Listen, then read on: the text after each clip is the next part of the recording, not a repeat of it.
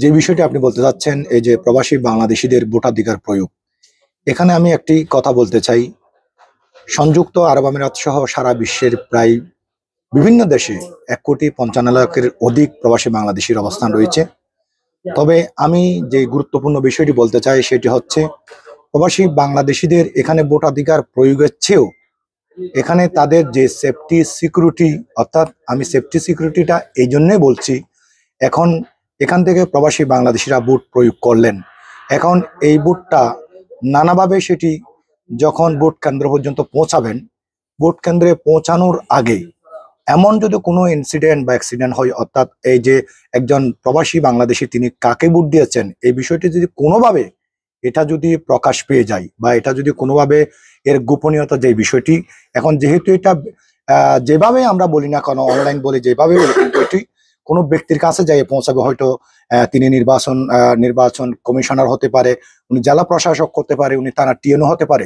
এখন এই যে প্রবাসী বাংলাদেশি যিনি ভোট প্রয়োগ করবেন, এখন উনি যেই ভোটটি যাকে দিয়েছেন, এখন তার যে প্রতিপক্ষ এটা যদি কোনোভাবে প্রকাশ পেয়ে যায়, তাহলে এই প্রবাসী বাংলাদেশিদের সেই দেশে অবস্থান করার জন্য, এলাকায় অবস্থান করার জন্য তখন হয়তো তাকে চাঁদা বাঁধা বা নানাভাবে তার জটিলতার তাকে কিন্তু সম্মুখীন হতে হবে।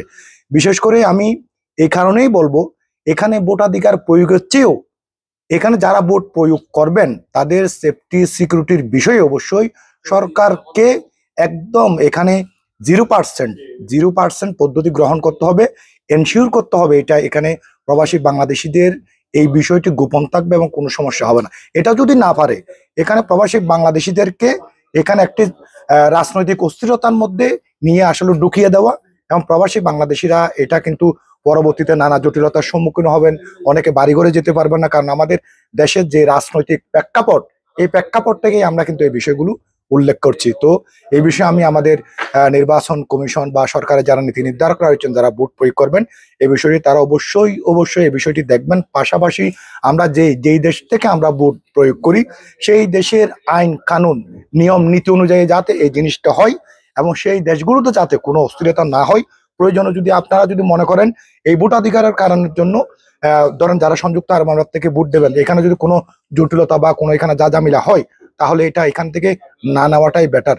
এখানে অন্তত আমরা যারা 10 লাখ এখানে আমরা যারা 10 লাখ প্রবাসী বাংলাদেশিরা রয়েছি, আমাদের এই দেশে বসবাস করে চাকরি, ব্যবসা, বাণিজ্য সহ এই বিষয়গুলো আমাদেরকে সম্পাদন করতে হবে।